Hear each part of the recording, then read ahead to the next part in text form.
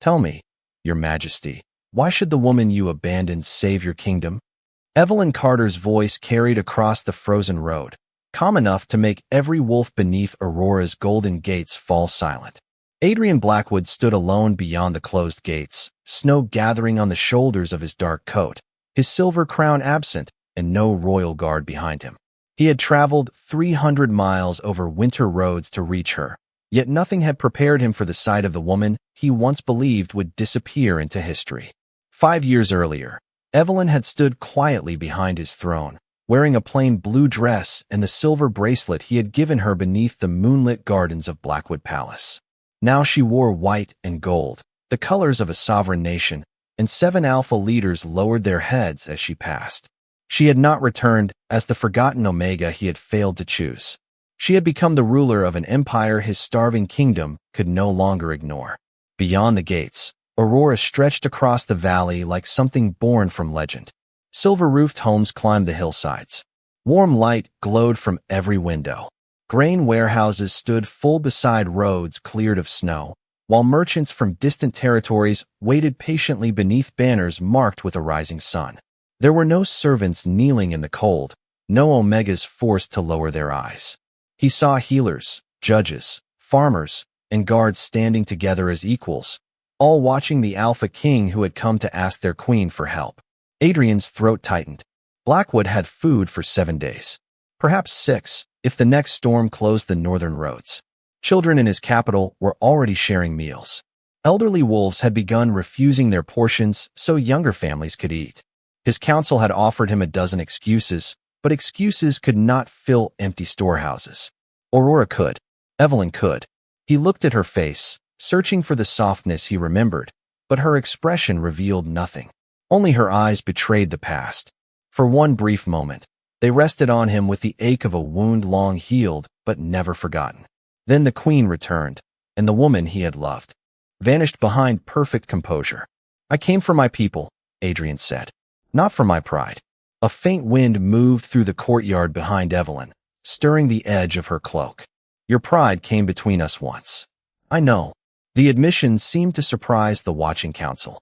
It surprised Adrian too. Kings were taught to defend every choice, even the ones that haunted them. But he had no defense left. He had chosen another woman beneath the blood moon because power demanded it, and by sunrise, Evelyn had disappeared. He had searched forests, rivers, villages, and border towns. After weeks without a trace, Blackwood had declared her dead. He had found only her bracelet resting on his empty throne. Now that same silver crescent formed the crest above Aurora's gates. Evelyn descended 1 step from the wall platform, keeping the closed gates between them. "Blackwood rejected every principle this empire was built upon," she said. "You called compassion weakness. You called equality rebellion. And now you need both." Adrian lowered his gaze, not as a king surrendering to another ruler, but as a man standing before the truth he had spent 5 years trying not to face. Evelyn noticed the strain beneath his composure, the slight delay before each breath, and the unnatural paleness winter alone could not explain. Still, she did not order the gates opened. "Before this council hears your request," she said, "you will remember what brought us here." The wind carried the scent of snow between them, and Evelyn's mind returned to the night when crystal chandeliers burned above the royal hall. Madeleine Cross waited beside the throne, and Adrian chose power over the woman who had trusted him. 5 years earlier, the blood moon hung above Blackwood Palace like a silent warning. Evelyn Carter stood beneath the crystal chandeliers of the royal hall, surrounded by nobles dressed in silver, black, and crimson. Every unmated woman from the northern territories had been invited, but only 2 names mattered that night: hers and Madeleine Cross. Evelyn wore a simple blue gown with no jewels except the silver bracelet Adrian had fastened around her wrist beneath the palace gardens. 1 year before, he had told her it represented trust. She had believed him. Across the hall, Adrian stood before the ancient throne in formal black robes, his face controlled, his shoulders rigid beneath the weight of his crown. Their eyes met only once. That single glance carried every quiet conversation they had shared, every promise spoken when no one else could hear, and every hope Evelyn had been too afraid to name. Then Lord Cross stepped forward and offered Adrian the loyalty of 12 powerful packs, enough soldiers to secure the western border and prevent another season of unrest. The price was Madeline, a political union, a Luna chosen for influence rather than fate. Whispers moved through the hall as Madeline approached the throne in a gown covered with moonstones. She smiled as though the decision had already been announced. Evelyn waited for Adrian to refuse. She waited for him to remember the nights she had spent helping him balance grain records, settle disputes, and write laws that protected villages too small to defend themselves. She had never asked for recognition. She had only believed he saw her. The royal advisor raised his staff.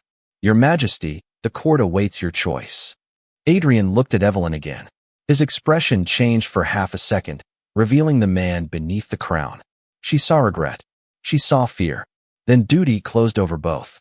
"Madeline Cross will stand beside me as Luna of Blackwood," he said. The hall erupted in approval. Evelyn heard none of it clearly. The music, the applause, and the ringing bells seemed to drift farther away while her heartbeat remained painfully steady. Adrian had not rejected her bond before the court. He had done something colder. He had acted as though it had never existed. Madeline climbed the steps and accepted his hand. Evelyn lowered her gaze, not in submission, but to keep anyone from seeing what his choice had cost her. She did not cry. She did not challenge him. She simply removed the silver bracelet and walked toward the throne. The celebration quieted as she placed it on the lowest step. Adrian's fingers tightened around Madeline's hand. "Evelyn," he said, too softly for the court to hear. She looked up at him. "You made your choice, Your Majesty." There was no anger in her voice, and that made him flinch. Evelyn turned and crossed the hall alone. No one stopped her. By midnight, she had packed one cloak, a small amount of money, and the letters her mother had left behind. She passed through the eastern gate, while snow began falling over the palace road.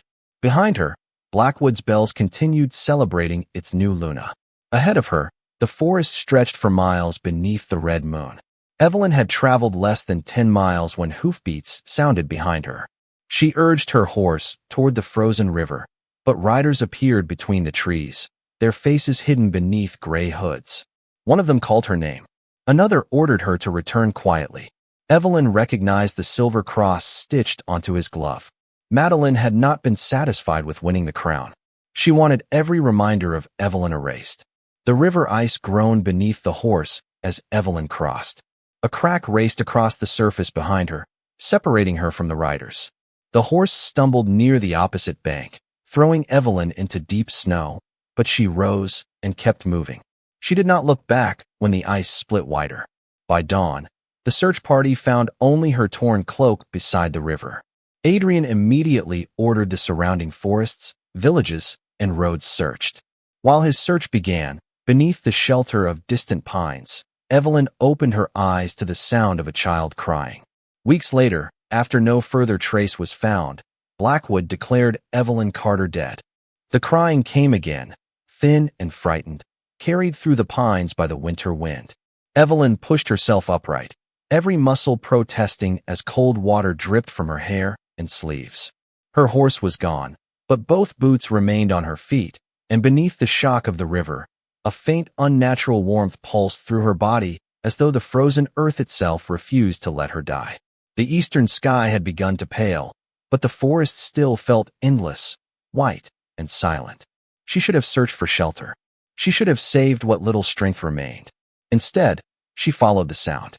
It led her less than a quarter mile through deep snow to an overturned wagon beside an abandoned road.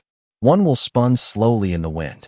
Crates lay scattered across the ditch, and beneath a torn canvas cover, a small hand reached toward the light.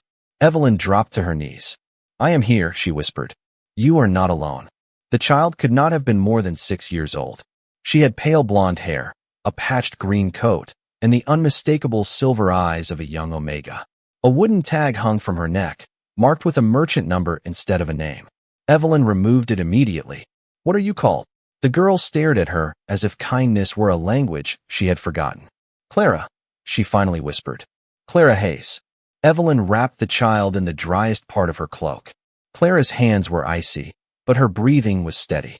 There were no travelers nearby, no lanterns on the road, only wagon tracks disappearing toward the western hills. Whoever had abandoned the wagon had left the child behind without looking back. The realization struck Evelyn with quiet force. Only hours earlier, she had believed she was the most unwanted woman in the kingdom. Now a little girl clung to her, as though Evelyn were the only safe thing left in the world. "Can you walk?" Evelyn asked. Clara shook her head. Evelyn lifted her anyway. The child weighed almost nothing, yet each step through the snow felt like carrying a mountain. She had gone only a short distance when a man's voice came from behind the pines. "Stop there." 3 figures emerged wearing worn gray coats. The tallest was a broad-shouldered man with brown hair and watchful hazel eyes. He carried no royal crest, only a faded leather strap across his chest. His gaze moved from Evelyn's soaked gown to Clara's bare hands. "We are not looking for trouble," he said. "Neither am I," Evelyn answered. "She needs warmth." Something in her voice made him lower his guard. He introduced himself as Noah Bennett, a former beta from a pack that no longer existed. The others were healers from a settlement less than a mile north. They wrapped Evelyn and Clara in wool blankets and brought them to Dawn Valley, a cluster of weathered cabins hidden between dark hills. The people there were omegas, widows, aging wolves, and families banished for being unable to shift. No banners flew above the settlement. No alpha claimed it. Smoke rose weakly from only 3 chimneys, and the storage shed held less than 2 weeks of grain. A healer offered Evelyn a bed, but she refused to lie down until Clara had eaten. She divided her own bowl of soup and watched the child take careful spoonfuls, as if expecting someone to take it away. Noah stood in the doorway, studying her. "You nearly froze protecting someone you had never met," he said. Evelyn looked around the dim cabin at faces shaped by the same rejection she carried inside her. Someone should have protected her before I arrived. That night, Clara slept with one hand wrapped around Evelyn's fingers. Evelyn remained awake, listening to the wind press against the walls. Beneath the floor, she felt a faint warmth pulse through the frozen earth. It traveled into her palm like a heartbeat answering her own. Outside, under 3 feet of snow, the first silver flower Dawn Valley had seen in a generation began to bloom. By morning, the silver flower had pushed through the snow beside Evelyn's cabin, its petals glowing faintly beneath the gray sky. No one in Dawn Valley had seen anything bloom there for more than 20 years. The settlement gathered around it in silence while Evelyn knelt and pressed her palm to the frozen ground. Warmth answered her touch again, stronger than before, moving beneath the valley like a river trapped under stone. She closed her eyes and felt roots, buried springs, and fields sleeping beneath layers of old magic. Dawn Valley was not dead. It had been sealed. "This place is waiting," she whispered. Noah Bennett crouched beside her. Waiting for what? Evelyn opened her eyes. For someone to stop treating it like a grave. During the weeks that followed, she worked beside the settlers from sunrise until the lanterns burned low. She studied the abandoned irrigation channels, reopened the southern well, and organized every remaining sack of grain. No household was allowed to hoard food while another went hungry. Every child received a full meal before any leader sat down to eat. When a merchant offered supplies in exchange for 3 young Omegas as servants, Evelyn ordered him beyond the valley border and posted a new law at the settlement gate. No person would ever be bought, sold, or owned in Dawn Valley. Some residents feared the decision would drive away trade. Instead, word traveled through the northern territories. Families who had hidden for years began arriving in wagons and on foot. Healers came first, then farmers, builders, and wolves who had lost their packs because they could not shift. Evelyn greeted each one by name. She never asked what rank they had held before. She asked what they could teach and what they needed to begin again. Under her hands, the sealed energy beneath the valley slowly awakened. Snow melted from the eastern fields. Clear water filled the dry channels. Silver wheat rose where nothing had grown for a generation. Noah organized volunteers to guard the roads, but Evelyn refused to call them soldiers. "They are protectors," she said. "Their purpose is to bring people home safely, not make others afraid." Clara followed Evelyn everywhere, carrying messages between the cabins and placing fresh silver flowers beside every new doorway. The child who once wore a merchant number became the first person newcomers saw when they entered the valley. "You are safe here," Clara would tell them, repeating the words Evelyn had once given her. By spring, 3 small packs arrived seeking shelter from an alpha who demanded half their harvest. Their leaders expected Evelyn to charge them for protection. Instead, she offered tools, seed, and equal seats at the council table. In return, they signed a mutual defense charter and pledged to protect Dawn Valley without surrendering their own laws or lands. The greatest test came at midsummer, when riders appeared along the western ridge beneath the banner of a neighboring lord. They demanded taxes, control of the grain stores, and the return of every Omega who had left his territory. Evelyn walked to the gate while Noah, the 3 allied pack leaders, and hundreds of settlers stood behind her. She wore no crown and carried no weapon. "These people belong to themselves," she said. "Dawn Valley stands under a signed alliance of 4 territories. You may trade with us, or you may leave." Noah raised the charter so the riders could see every seal. Behind him, the allied leaders stepped forward together, making it clear that taking the valley would mean challenging all 4 territories at once. The riders exchanged uneasy looks. They had expected frightened refugees, not a lawful alliance with enough people to defend its borders. Before sunset, they turned back toward the ridge. That night, lanterns filled the valley like fallen stars. Hundreds gathered around Evelyn beneath the first silver tree, and when Noah lowered his head, the others followed.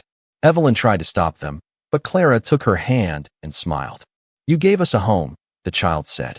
Then the valley spoke with one voice, calling Evelyn their queen. 5 years passed, and Dawn Valley became Aurora Dominion. Stone walls rose where broken fences had once leaned beneath the snow. Silver wheat covered the hills for miles, its pale heads bending in the summer wind like waves beneath moonlight. Roads connected farms, schools, healing houses, and market squares. Merchants traveled from distant territories to trade for medicine, grain, glasswork, and tools made by people who had once been told they had nothing valuable to offer. Evelyn never built Aurora to prove Adrian wrong. She built it so no child would wear a number instead of a name, so no Omega would lower her eyes to survive, and so no family would be cast into winter because an alpha considered compassion a weakness.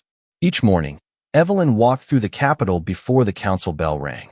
She spoke with bakers before they opened their ovens, checked the public grain ledgers, and listened to farmers who knew the land better than any noble advisor.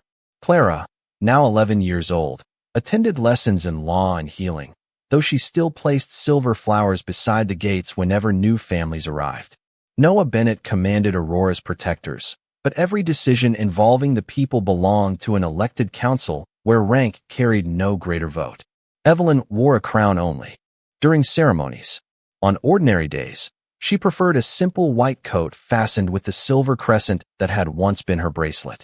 Across the Northern Territories, the name Aurora became more than a place. It became a promise. Former servants became judges.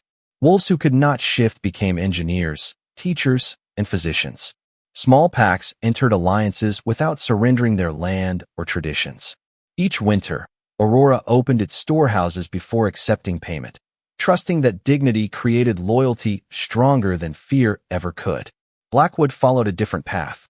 Madeline Cross filled the palace with advisors loyal to her family and redirected royal funds toward private estates, ceremonies, and military contracts that benefited her allies. Taxes increased while village roads crumbled. Grain shipments disappeared before reaching the northern districts. When local leaders questioned the missing supplies, Madeline accused them of disloyalty. Adrian noticed the changes too late. He had spent years holding unstable borders together, believing Madeline managed the court while he protected the kingdom. By the time he examined the treasury records himself, winter had already closed the mountain routes. Blackwood's storehouses were nearly empty. Its allies had grown tired of promises.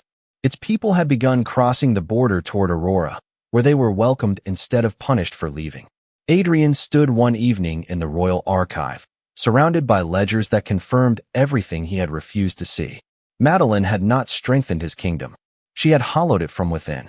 A familiar weakness moved through him as he gripped the edge of the desk, his vision dimming for several seconds before clearing. The palace healers had called it exhaustion, but lately even his wolf had felt distant, as though something unseen were slowly draining its strength. On the desk before him lay a trade map showing Aurora's roads, farms, and 7 allied territories. At its center was the silver crescent symbol he recognized immediately. He touched the mark with one finger, remembering the bracelet on Evelyn's wrist and the quiet trust in her eyes before he chose power over her. Adrian left Blackwood that same night, taking a northern route while a royal messenger carried a sealed request along the faster eastern road. The messenger arrived in Aurora days before him, bringing a formal appeal for grain, medicine, and winter passage. The council placed the letter before Evelyn during their morning session. Noah watched her face as she studied the black wax bearing Adrian's crest. Clara stood beside her, old enough now to understand why the room had gone silent. Evelyn did not break the seal. She set the letter aside and continued discussing spring planting, school construction, and housing for the latest families arriving from Blackwood. For 2 days, the message remained unopened. On the third morning, the northern watchtower rang its bell. A single rider had appeared on the winter road, traveling without banners and without an escort. Evelyn climbed the eastern wall as the gates remained closed below. Through the falling snow, she recognized the man before she could see his face clearly. Adrian Blackwood had not sent another messenger. He had come himself. The memory released Evelyn as the winter wind moved across the courtyard. She raised one hand, and Aurora's golden gates opened before Adrian.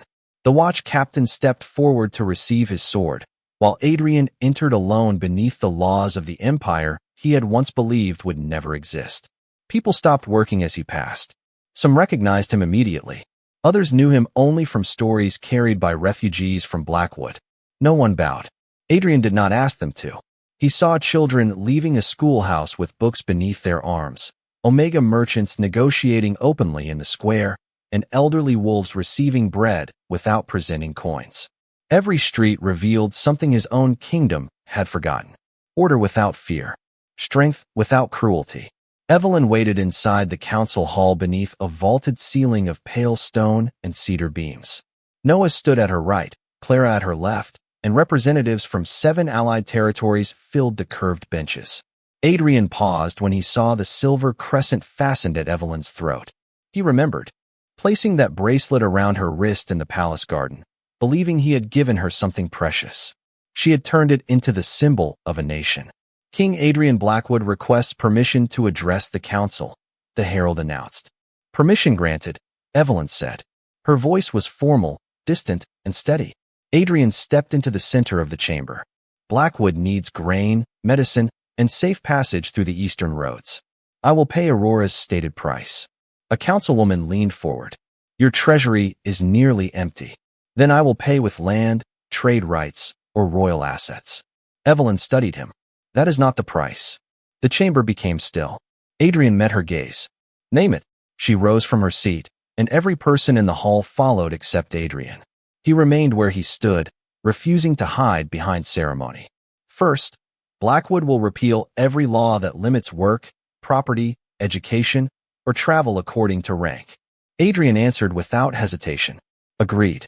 Second, every Omega imprisoned for leaving an assigned household will be released and offered safe passage wherever they choose. Agreed. Third, Madeline Cross will be removed from control of the treasury and investigated by an independent council. This time, Adrian was silent. Evelyn noticed the exhaustion beneath his eyes, the faint tremor in his hand, and the unnatural paleness in his face. Is that the condition you cannot accept? She asked. No, he said quietly. It is the condition I should have ordered months ago. Murmurs moved around the chamber. Adrian placed a folded document on the council table. It carried his signature, his royal seal, and emergency authority, granting each reform effective the moment Aurora accepted the agreement. Evelyn read every line before looking up. You prepared this before you arrived. I did not come here expecting trust.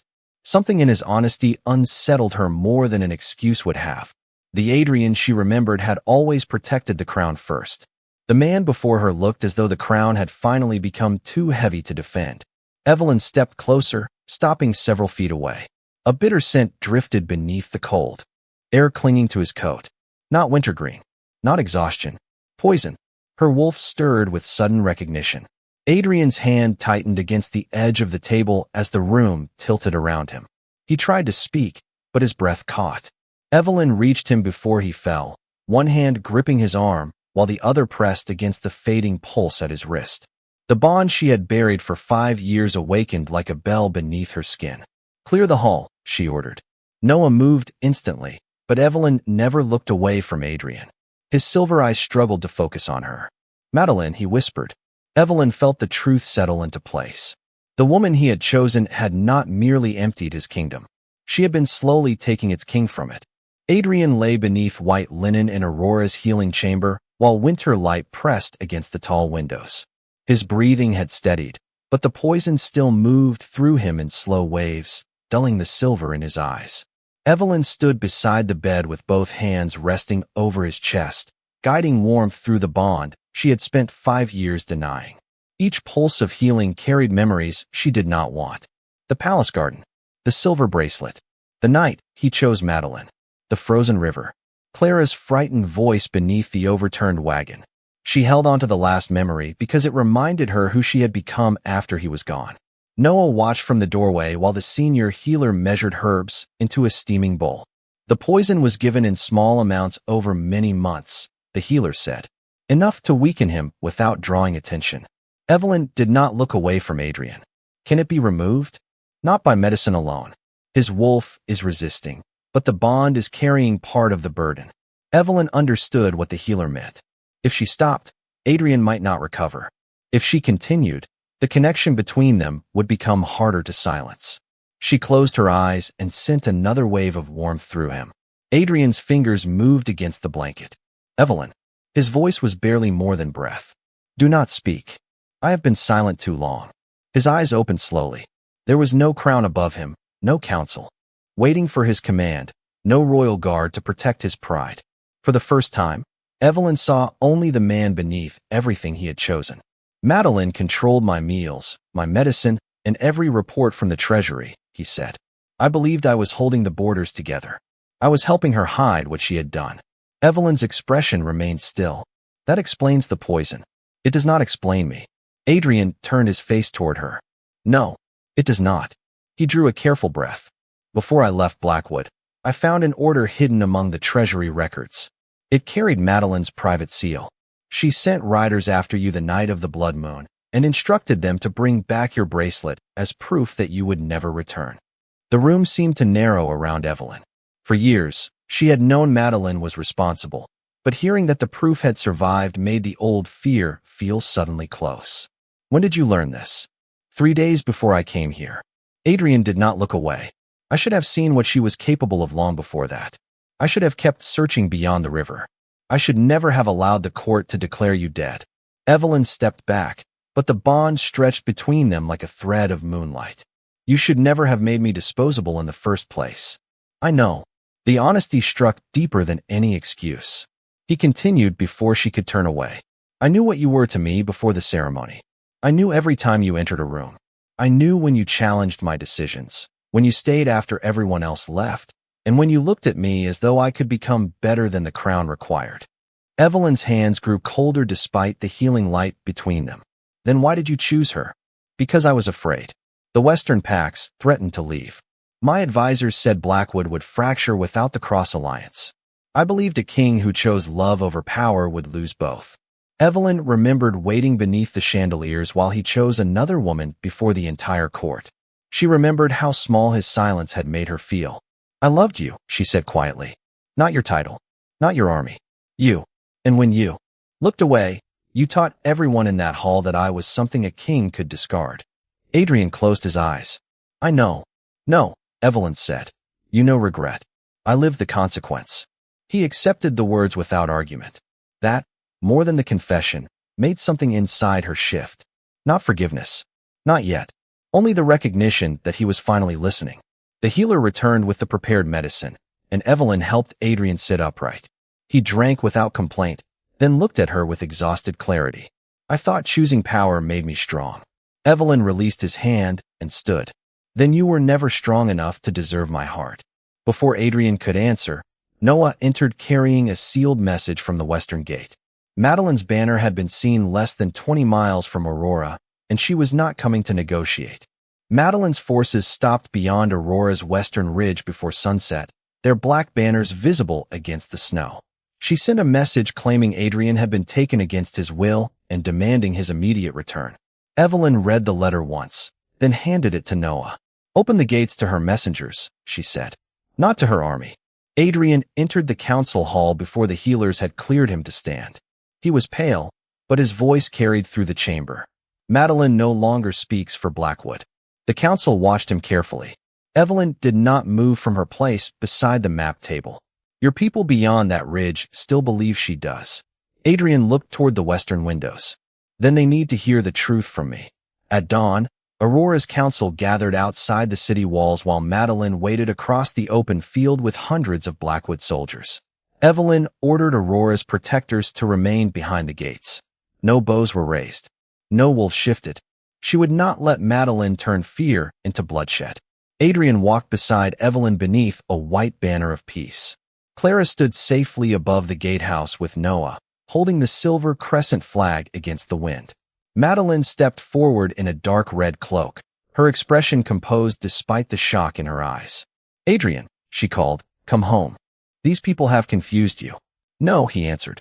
"You poisoned me, emptied our treasury, sent riders after Evelyn, and used my name to imprison innocent wolves."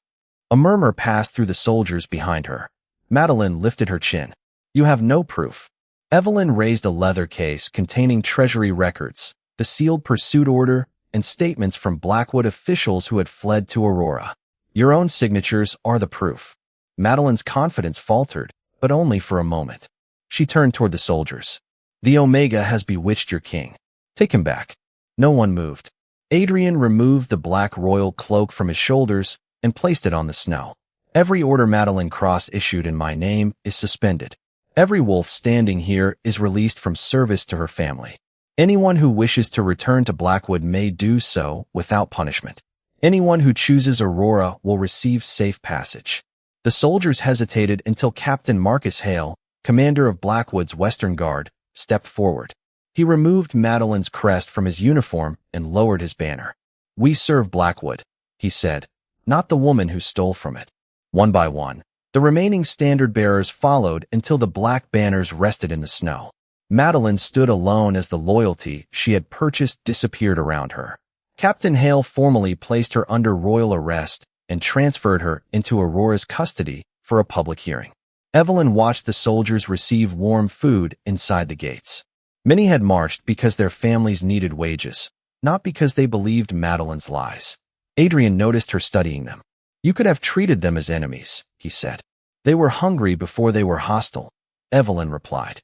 "A ruler should know the difference." Later that evening, representatives of both kingdoms gathered in Aurora's great hall. Adrian stood before them without his crown and accepted responsibility for every law he had allowed, every warning he had ignored, and every person harmed by his silence. He then removed Blackwood's royal signet and placed it on the council table before Evelyn. After a long silence, Adrian lowered himself to one knee. "I will not ask you to return," he said. "I will ask what I must become before I am worthy to walk beside you." Evelyn looked at the signet, then back at the man who had once believed power was something he could hold alone. "Stand up," she said. "Your kingdom does not need a kneeling king. It needs one who is finally willing to change." 1 year later, the road between Blackwood and Aurora no longer carried refugees. It carried teachers, merchants, healers, and families traveling freely between two kingdoms that had finally learned how to meet without fear. Adrian had returned home after Madeline's public hearing and kept every promise he had made. He reopened the northern schools to every rank, restored land taken from smaller packs, released those imprisoned under Madeline's orders, and created a public council where omegas, betas, and alphas held equal voices.